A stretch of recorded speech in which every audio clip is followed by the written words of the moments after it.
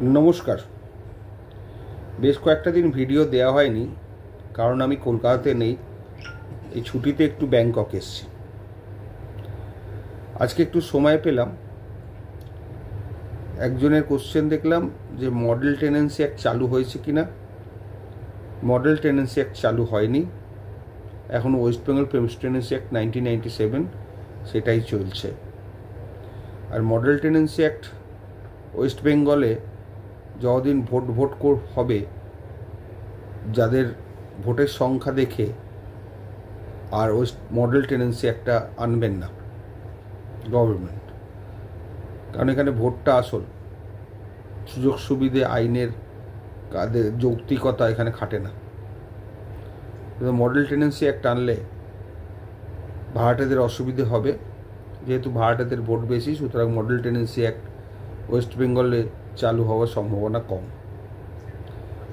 যদিও West Bengal premise tenancy act 1997 ল্যান্ডলর্ডদের অনেক সুবিধে দেওয়া হয়েছে, যেটা 1956-এ ছিল না।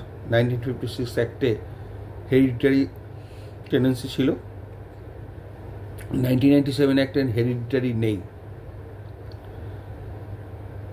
এখানে 2G প্রভিশন আছে 1997 অ্যাক্টে, কিন্তু 1956 অ্যাক্টে 2G প্রভিশন নেই। 1956 অ্যাক্টে 17(1) করতে গেলে সেকশন 5 লিমিটেশন দিয়ে করাতে পারত ডিলে হলে, কিন্তু বর্তমান আইনে 1997 অ্যাক্টে 7(1)(7)(2) উইদিন 30 ডেজের মধ্যে করার দরকার। 1956 অ্যাক্টে যে সময় চালু ছিল, সেই সময় রিটেন স্টেটমেন্ট ফাইল করতে বছরের পর বছর চলে যেত, কিন্তু এখন সিভিল প্রসিডিওর কোড অনুযায়ী 3 মাসের মধ্যে অথবা 4 মাসের মধ্যে রিটেন স্টেটমেন্ট ফাইল করে দিতে হবে। এর ফলে মামলা আগের থেকে অনেক তাড়াতাড়ি হতে শুরু করে দিয়েছে। কিন্তু মডেল টেনেন্সি অ্যাক্ট আনলে ভাড়া অনেকটাই বেড়ে যাবে, মার্কেটের অনুযায়ী ভাড়া আরও বেশি বৃদ্ধি পাবে। তাতে টেনেন্টদের অসুবিধের কথা চিন্তা করে ওই অ্যাক্টটি এখানে আসবে না। সুতরাং নিশ্চিন্ত থাকুন যারা ভাড়াটিয়া পক্ষ আছেন, যে মডেল টেনেন্সি অ্যাক্ট ওয়েস্ট বেঙ্গলে চালু হওয়ার সম্ভাবনা খুবই কম। এরপর আসা যাক যে মডেল টেনেন্সি অ্যাক্ট হলে কী হতো। মডেল টেনেন্সি অ্যাক্ট হলে খুব তাড়াতাড়ি উচ্ছেদ হয়ে যেত টেনেন্ট। সেখানে টেনেন্টকে সিঙ্গেল ইউনিট বা তাকেই শুধু ধরা হয়েছে, তার ওয়াইফ যে 5 বছর ছিল, তিনি সেই ওয়াইফের যে রাইটটা, সেটা মডেল টেনেন্সি অ্যাক্টে একটু অন্যভাবে দেওয়া আছে। মেনলি মডেল টেনেন্সি একটা ভাড়া বাড়ানোর উপরটাই জোর দেওয়া হয়েছে, এবং এরিয়া ওয়াইজ ভাড়া হবে সেরকমই বলা হয়েছে। কিন্তু সেটা যেহেতু আসছে না, সেই নিয়ে বেশি কথা বলে লাভও নেই।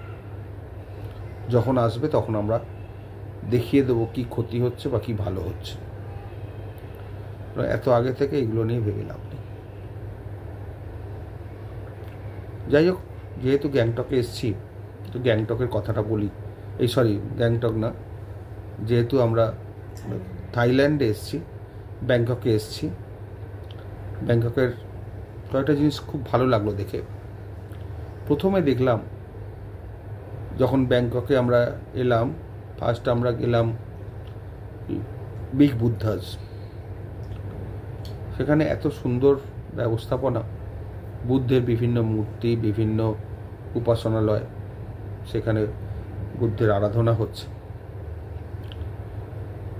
আমরা এখানে নীল ষষ্ঠীর দিন পৌঁছেছি, যেখানে আমাদের পশ্চিমবাংলায় শিবের মাথায় নীল ষষ্ঠীর দিন জল ঢালা হয়, এখানে বুদ্ধের মূর্তির ওপরে জল ঢালা হয়, আরতি করা হয়, পুজো করা হয়। তার মানে ওনারা শিবজ্ঞানে ভগবান বুদ্ধের পুজো করেন। আমরাও ঢেলেছি, খুব ভালো লাগলো। পরিবেশ পরিচ্ছন্ন, বৌদ্ধিস্ট কান্ট্রি তো, সত্যি করে খুব সুন্দর। হিংসা, দেশ, মারামারি কিছু নেই, চোখে পড়ে না। সবাইকার মুখেই হাসি, হইচই করছে সবাই।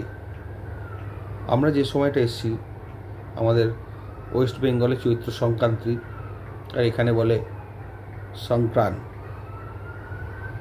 সংক্রানের বৈশিষ্ট্য হচ্ছে 60 থেকে 70 বছর বা তারও বেশি সবাই দোল খেলায় মেতে থাকে। দুপুর 12টা থেকে শুরু হয়, পরের দিন ভোর 4টে-5টা। কি আশ্চর্য, সবাই মানে জল খেলার আনন্দ, তেলক মাটি দিয়ে রং হয় এখানে।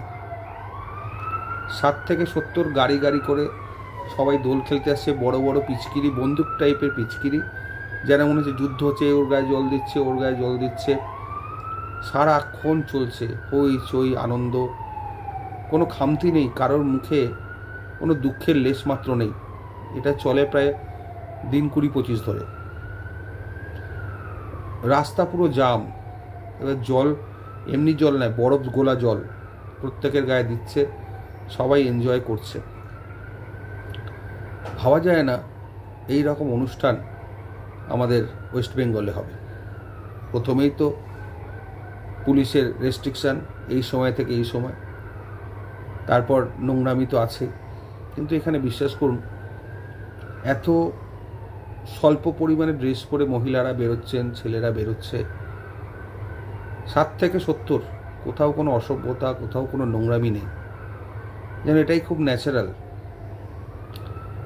এবং প্রত্যেকের মধ্যে উৎসাহ। গাড়ি গাড়ি করে রং খেলতে আসছে, রং মানে এখানে জল দিতে আছে। পিচকিরিগুলো দেখলে আপনি আশ্চর্য, প্রত্যেকটা বন্দুকের শেপ, মানে কত সুন্দর সুন্দর শেপ, কত বড় বড় সাইজ। রোজ চলছে খেলা, আমরাও আজকে খেলেছি। গেলেই জল দিচ্ছে, জল মানে একদিকে বরফ গোলা জল, আর একদিকে হোটেল থেকে দিচ্ছে গরম জল ছিটকোচ্ছে, গরম জল মানে নর্মাল, আর একদিকে বরফ গোলা জল। খুব এনজয় করেছি। ওরা যারা ইচ্ছুক বা অনিচ্ছুক বলে এখানে কিছু নেই, রাস্তায় বেরোনো মানে সবাই ইচ্ছুক। প্রত্যেককে ঠান্ডা জল মগে করে ডালছে বা পিচকিরি দিয়ে দিচ্ছে, অনেক দূর অবধি তার ফোর্স। রাস্তাঘাটে কোনো পুলিশ টুলিশ নেই। এত সুন্দর অনুষ্ঠান, এত শৃঙ্খলাবদ্ধ, আর সকলের মুখে হাসি, কোনো কষ্ট নেই। আর বরফ ট্রাকে ট্রাকে করে, ছোটো ছোটো ভ্যানগুলোতে করে বরফ আসছে ম্যাটাডোর করে, সেই বরফ ভেঙে ভেঙে হোটেলে হোটেলে দেয়া হচ্ছে, কি না জল খেলবে বলে। এবং বড় বড় ড্রাম, 25 লিটার 30 লিটার ড্রামে জল ভর্তি হচ্ছে। ওর গায়ে জল দিচ্ছে, ওর গায়ে জল দিচ্ছে পিচকিরি করে। খড়ি মাটির মতো রং এখানে, যেখানে আমাদের তেলক মাটি বলে খড়ি মাটি, সেই রকম গালে মাখাচ্ছে। অন্য কোনো রং নেই, শুধু এই খড়ি মাটি টাইপের রং। সবাই খুব আনন্দ করছে এখানে, আমরাও করেছি, ছেলে মেয়ে বাচ্চা নিয়ে সবাই রাস্তায় বেরিয়েছে। কোথাও কোনো কষ্ট নেই, আনন্দই আনন্দ। আজকে প্যারাগ্লাইডিং হলো কোরাল আইল্যান্ডে যাওয়ার আগে। কোরাল আইল্যান্ডেও গেছি আমরা, হইচই হয়েছে, অনেকে ওয়াটার ওয়ার্ক করেছেন, খুব ভালো লেগেছে অনেকেরই। আমরা যাইনি, কিন্তু আমরা যা করেছি বা আমাদের মেয়েরা করেছে, প্যারাগ্লাইডিংগুলো করেছে সমুদ্রের ওপরে, খুব ভালো সিস্টেম। এত লোক এসছে, কোথাও কোনো বিশৃঙ্খলা নেই। থাইল্যান্ডটা সত্যি আমি প্রথমবার এলাম, মানে প্রেমে পড়ে যাওয়ার মতো। এত সুন্দর হইচই, কিন্তু শৃঙ্খলাবদ্ধ অবস্থা, কোথাও কোনো মারপিট নেই, ঝামেলা ঝঞ্ঝাট নেই, চেঁচামেচি নেই। খুব শান্ত, শৌখিন শহর, হাসি খুশি শহর। যদি আপনারা কোনো দিন আসেন তাহলে বুঝতে পারবেন কত লোকের মধ্যে কত রকম হাসি। কথা বলছেন, হেসে উত্তর দিচ্ছে, কোনো কিছু জিজ্ঞেস করলে হাসছে, আপনাকেও হাসতে বাধ্য হবে। খুব সরল মনের লোকেরা। আমাদের ওখানে কি একজনের গায়ে জল পড়লে রেড়ে করে আসে, এখানে একজনের গায়ে জল দিলে আরও তারা আনন্দ পাচ্ছে। সত্যি খুব ভালো লাগলো। আজকে এই পর্যন্ত। যদি কোনো দিন থাইল্যান্ডে আসেন, এই সময়টা এলে বুঝতে পারবেন। সংক্রান্ত বলে ওরা, আমাদের চৈত্র সংক্রান্তি, ওরা বলে সংক্রান্ত। খুব সুন্দর দোল খেলা হয়। আসুন, এনজয় করবেন, ভালো লাগবে।